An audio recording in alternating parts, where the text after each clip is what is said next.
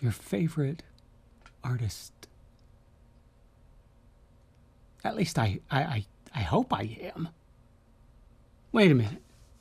Is there a chance that you have other artists in your queue and one of them is your favorite? Nah, that can't be the case. It's just you and me, right? Just you and me. Okay. Now that we have that out of the way, I have something I want to talk about with you, Muse. Something that has to do with the work that I'm currently in the middle of. Now, this isn't Dracula Theory. Dracula Theory is in the proofing stages. It's the gist of that book is finalized. Now it's just a matter of dotting the I's and crossing the T's. Or something like that. When you first gave me the idea for this book that I'm working on, which originally was titled On the Lam, and I've retitled it, and I can't even remember what the new title is, which is really sad. Beautiful something. Doesn't matter. It's in the file, and I've been having trouble remembering the title, even though I eventually look it up and go, oh, there it is. I still can't remember it. That's not to say that it's not a memorable title. It is. It really is. But that's neither here nor there. The title of the book doesn't matter right now. When you first gave me the idea, that's what matters. When you first gave me the idea for this book, you gave it to me, and we've talked about this, you gave it to me by way of a dream. And that dream had the main character doing something specific. And that something specific was the driving force of the book. And that's what I planned on writing. And that's what I started writing. And there's my cat Bijan, Muse. He wants treats. He'll get him in a minute because you and I are having this discussion. Bijan, let me have the discussion, then you'll get treats. Anyway, so I started writing the book, and the book kind of followed the dream that you gave me. And all was perfect. And then, out of nowhere, my cat wants my attention. And then out of nowhere, the main character of this book meets someone. That's right, he did. Come here. This, everyone, is Bijan. He gets on my shoulder. He likes to sit on my shoulder all the time. I don't know why. There's nothing fancy about my shoulder. It's just a shoulder. But he gets up there and he just does not want to go away. Look at the camera, Bijan. Okay. Back to the topic at hand. Now he wants to rub on me. Back to the topic at hand. Okay, so he meets someone. And at first I think, okay, well, that's fine. You know, we got to throw characters at him. Otherwise, it will be a rather boring book. So this one particular character is female. And I thought, well, here, you got to get down now. I thought, well, there's no reason why he can't have a sidekick to go on his little shenanigans. And so I let it happen. And then out of nowhere,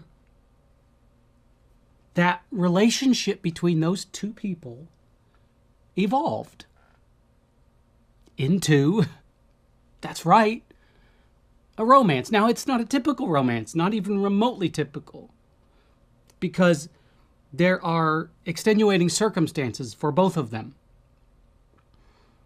And and those extenuating circumstances threaten the viability of this relationship, at least for one character. And at first, I fought this idea of allowing this relationship to blossom. Because I didn't want to write a romance.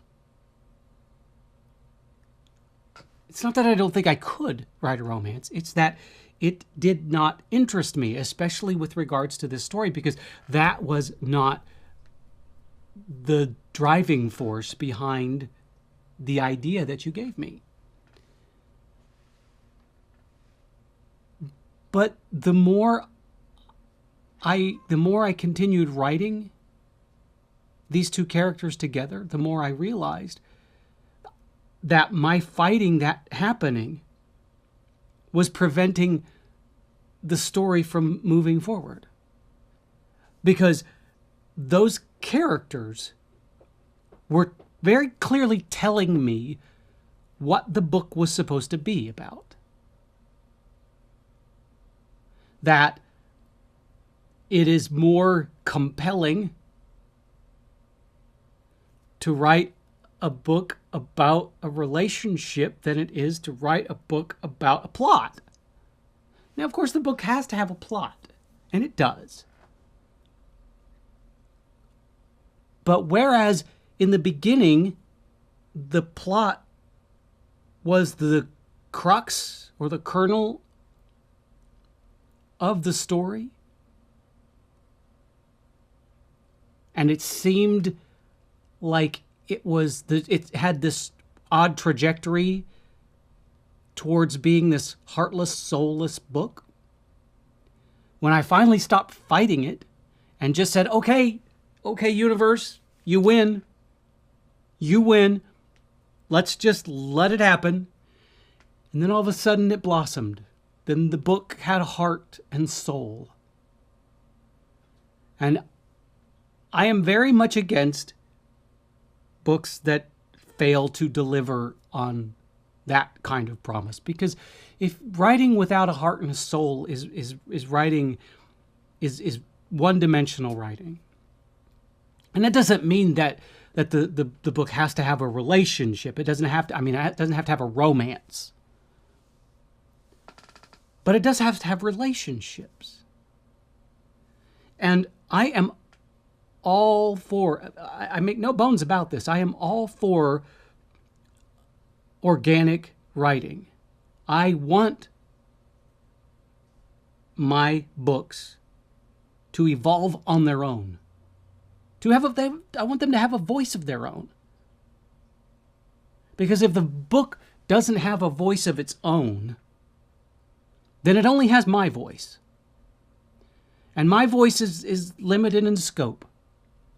Not as limited as some people's scopes, but my voice is still limited to my voice. And if I just keep forcing that into a book, then I've got a problem, at least for me.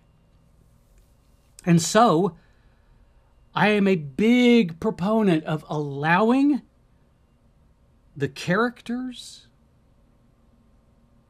help dictate what is to become of the story.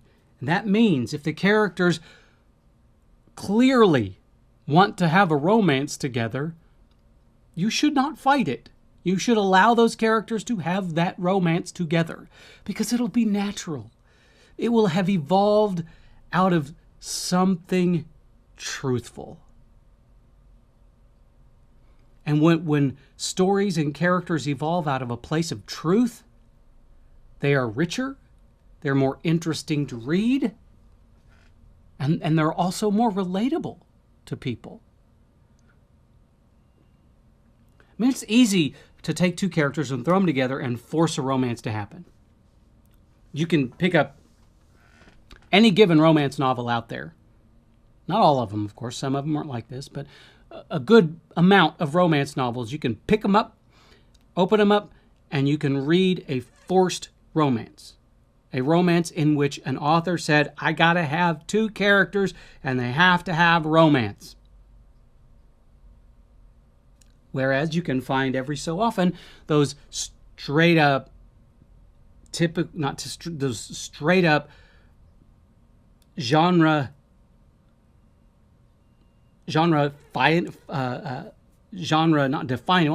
defining books that have organic romances, where you read them and you feel as if they are evolving before your eyes, instead of just wham, bam, thank you, ma'am, we're in love.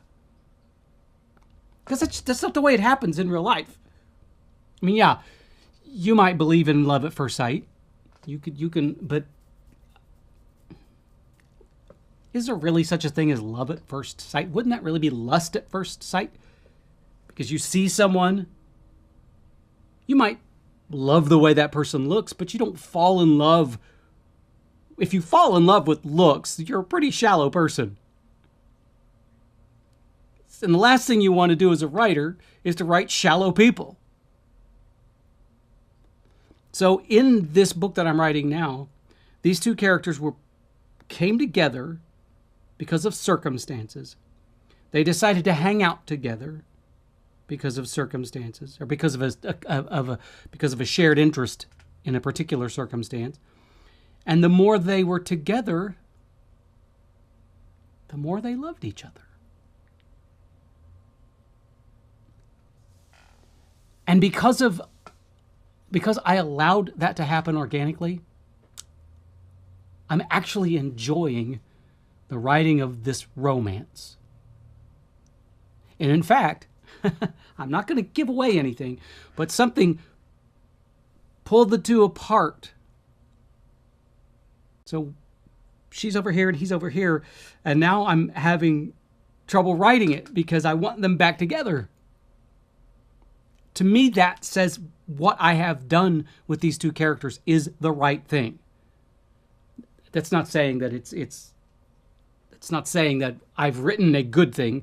It's saying that I've written the right thing for this story because I just allowed it to happen. And sometimes, as a writer or as an artist in general, you just have to let the universe dictate where something needs to go. I have had those moments as an actor where I was working on a monologue. I was busting my hump on this monologue, just trying like hell to get to force it into shape and make it work. And it didn't. And the harder I tried, the worse it got. Until I finally stepped back and said, wait a second. The more I force this, the farther from truth it gets. So let's approach it from a more organic path and let it be what it needs to be. And inevitably, when I do that, the magic happens. So if you're writing something, or you're performing or rehearsing a show,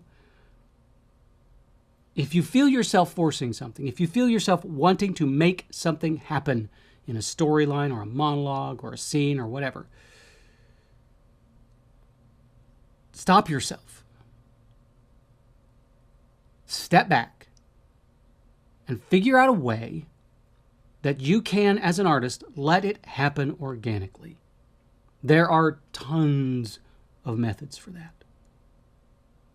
Find out, even if you have to sit at your computer and Google organic art, not organic art because it's going to come up with something different, organic art processes or whatever. Google it, and you'll find plenty of different methods that will help you arrive to where you need to go. For me, it's just listening to the characters as I'm writing. Let them speak to me. Let them tell me what they want. In a monologue, it's often a monologue with a scene. It's really easy to be organic. You just have to listen to your partner.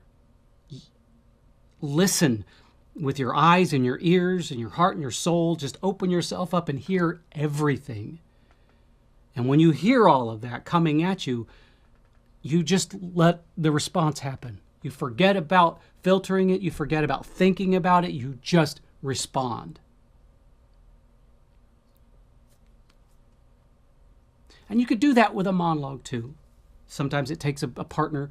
You have a partner stand in front of you and you start reciting the monologue, and let them respond physically, and sometimes even vocally. Let them respond to your monologue, even if they're improvising lines and words.